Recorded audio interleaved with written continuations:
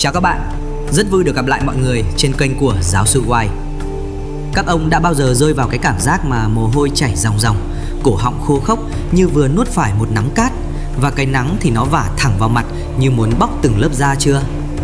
Nếu chưa thì chào mừng các ông đến với buổi thám hiểm thực tế ảo của tôi ngày hôm nay. Chúng ta sẽ cùng nhau đột nhập vào vương quốc của những cơn bão cát, nơi mà sự sống là một điều xa xỉ. Và ở đó có một gã khổng lồ đang đứng hiên ngang, miệng vẫn thản nhiên nhai rôm rốp như đang thưởng thức một bữa tiệc buffet hấp dẫn, bất chấp nhiệt độ xung quanh đủ để luộc chín một quả trứng. Vâng, không ai khác chính là Lạc Đà, kẻ được mệnh danh là con tàu của sa mạc. Hôm nay, tôi đã chuẩn bị một lượng kiến thức khổng lồ về mặt sinh học, giải phẫu học và cả những tác động tinh tế văn hóa của loài vật này. Vì thế, video này sẽ rất dài đấy. Yên tâm, sẽ không thiếu những điều hấp dẫn và thú vị đang chờ đợi các bạn đâu. Và hãy rót cho mình một ly nước thật đầy nhé. Chúng ta sẽ bắt đầu ngay bây giờ.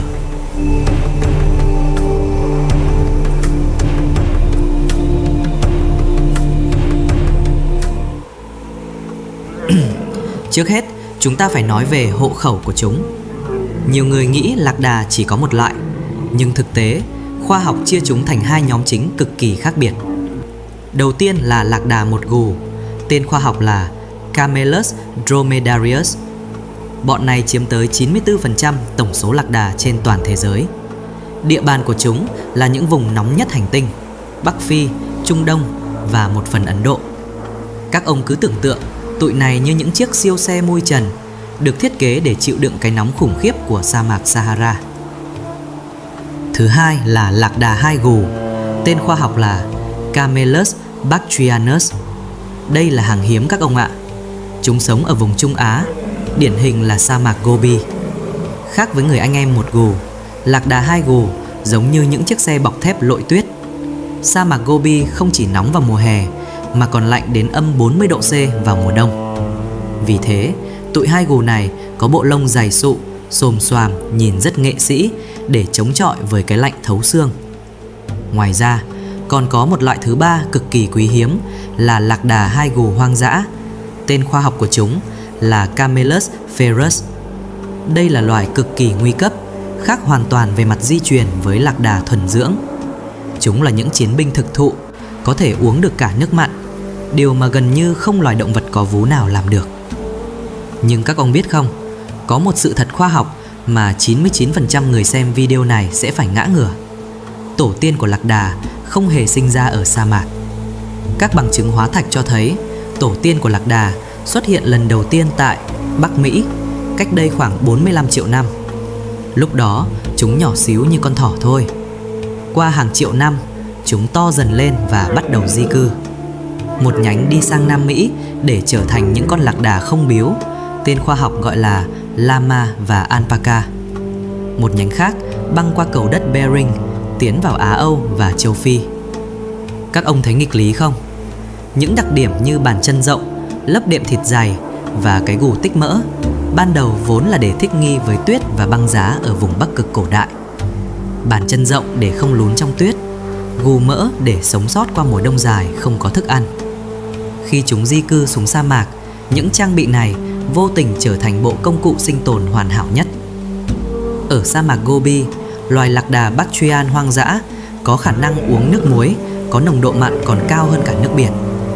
Thận của chúng là một kỳ quan sinh học, có khả năng lọc muối cực mạnh. Chúng sống ở những khu vực thử nghiệm hạt nhân cũ của Trung Quốc, nơi phóng xạ và sự khắc nghiệt có thể giết chết bất cứ thứ gì, nhưng tụi này vẫn sống nhăn răng.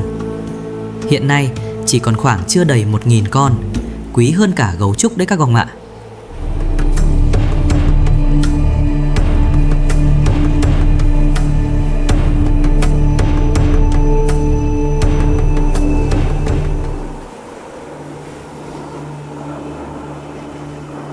Bây giờ chúng ta sẽ đi sâu vào bên trong. Lại phải nhắc lại lần nữa, gù lạc đà chứa mỡ, không chứa nước nhé. Về mặt hóa học, mỡ là một hợp chất giàu năng lượng. Khi lạc đà không có thức ăn, cơ thể nó sẽ chuyển hóa lượng mỡ này thành năng lượng và nước thông qua quá trình oxy hóa chất béo. Cứ mỗi 1 kg mỡ bị đốt cháy, cơ thể chúng lại tạo ra được khoảng 1,1 lít nước. Tại sao mỡ không phân bổ đều toàn thân? Bởi vì mỡ là lớp cách nhiệt. Nếu mỡ bao quanh cơ thể, lạc đà sẽ bị luộc chín bên trong dưới cái nắng sa mạc. Dồn mỡ lên lưng giúp phần còn lại thoát nhiệt nhanh hơn. Đồng thời cái cù đóng vai trò như một tấm khiên chắn nắng mặt trời chiếu trực diện từ trên xuống.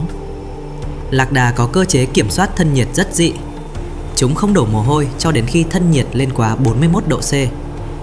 Nhiệt độ cơ thể của chúng có thể dao động từ 34 độ C vào ban đêm lên tới 41 độ C vào ban ngày. Đặc biệt nhất là cái mũi cấu trúc xoắn ốc bên trong. Khi chúng thở ra, cấu trúc này sẽ hấp thụ lại hơi ẩm trong hơi thở và đưa ngược vào cơ thể. Các ông thấy chưa? Đến cả hơi thở cũng được tái chế thì làm sao mà chúng chết khát được. Kiến thức chuyên sâu hơn về máu. Hầu hết động vật có hồng cầu hình tròn, nhưng lạc đà lại có hồng cầu hình bầu dục. Hình dáng này giúp hồng cầu lưu thông dễ dàng trong mạch máu, ngay cả khi máu trở nên đặc quánh do mất nước. Và khi lạc đà tìm thấy nước, hồng cầu của chúng có thể phình to gấp 2,4 lần để chứa nước mà không bị vỡ. Đó là lý do nó có thể nốc 150 lít nước một lúc. Về ăn uống, lạc đà nhai xương rồng rốp nhờ miệng có các nhú gai gọi là papillae, cấu tạo từ keratin cứng như nhựa. Dạ dày lạc đà có cấu tạo 3 ngăn. Ngăn đầu tiên là một cái bể chứa khổng lồ để lên men những loại cỏ khô cứng nhất. Trong dạ dày có những túi nhỏ gọi là túi nước, tiết ra enzyme tiêu hóa cực mạnh. Chúng không nhai kỹ ngay mà nuốt chửng, sau đó ợ lên để nhai lại là nhai lại thức ăn lên men. Quá trình này giúp chúng tận dụng đến 95% chất dinh dưỡng. Nếu cho bò ăn đồ của lạc đà, con bò đó sẽ chết đói trong 1 tuần. Cái chân của nó cũng lạ lắm. Nó không có móng guốc cứng hoàn toàn, mà là một khối thịt đệm rộng và phẳng, xòe ra y hệt như cái đế giày Scandal. Nó giúp phân tán trọng lượng cơ thể, vốn nặng tới 600 đến 700 kg, trên một bề mặt lớn, khiến nó không bị lún sâu vào cát. Đây là lý do ngựa hay xe cộ đều chào thua trước cát mịn, nhưng lạc đà thì cứ ung dung như đi dạo công viên vậy các bạn ạ.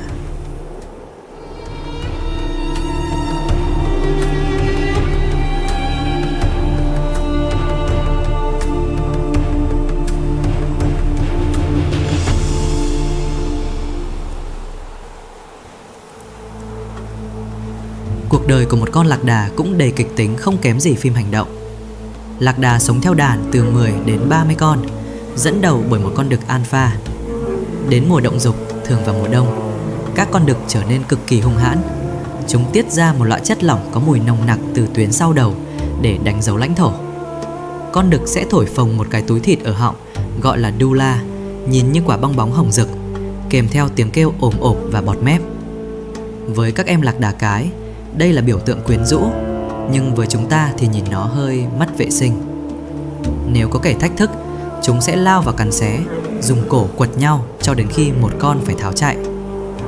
Khi cảm thấy bị đe dọa, lạc đà sẽ ợ thức ăn đang tiêu hóa dở hôi thối và đầy axit lên, rồi phun thẳng vào đối phương. Một đòn tấn công hóa học khiến kẻ thù ám mùi hàng tuần trời. Nó còn có cú đá cực mạnh bằng cả 4 chân, khớp linh hoạt có thể đá sang ngang hoặc ra sau, đủ lực làm vỡ xương sọ của một con báo. Thế nên đừng có thấy nó hiền mà vào trêu nhé. Lạc đà mẹ mang thai khoảng 13 tháng, khoảng 390 đến 410 ngày.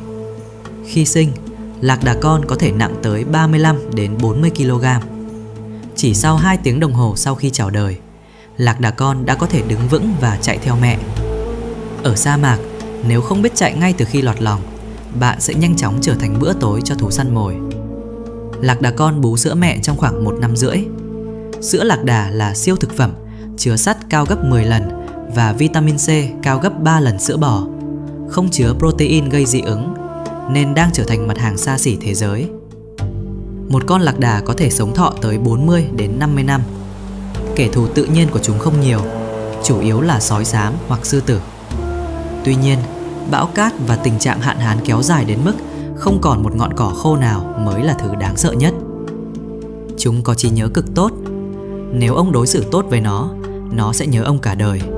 Nhưng nếu ông đánh nó sẽ đợi đến lúc ông sơ hở nhất để ngồi lên người ông. 700 kg, ngồi lên thì chỉ có thành cái bánh tráng thôi.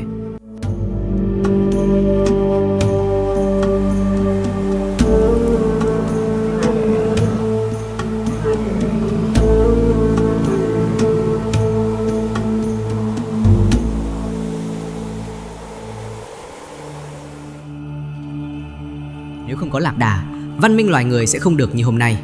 Suốt hàng ngàn năm, chúng là chủ chốt trên con đường tơ lụa, chở muối từ Sahara, lụa từ Trung Hoa, gia vị từ Ấn Độ. Một con lạc đà chở được 200 kg hàng đi liên tục 40 km mỗi ngày. Nếu không có chúng, giao thương giữa các nền văn hóa sẽ bị cắt đứt bởi cát mênh mông. Ngày nay, lạc đà vẫn là trụ cột kinh tế. Ngành sữa lạc đà đang tăng trưởng phi mã, được coi là vàng trắng của sa mạc. Tại châu Âu, 1 lít sữa này giá từ 10 đến 15 đô la Mỹ. Du lịch cưỡi lạc đà ở Dubai hay Ai Cập là thứ không thể thiếu. Đặc biệt là đua lạc đà ở Trung Đông, môn thể thao của giới siêu giàu với những con lạc đà giá vài triệu đô la, ngang ngửa siêu xe Lamborghini hay Ferrari. Trong bối cảnh thế giới nóng lên, lạc đà là vị cứu tinh.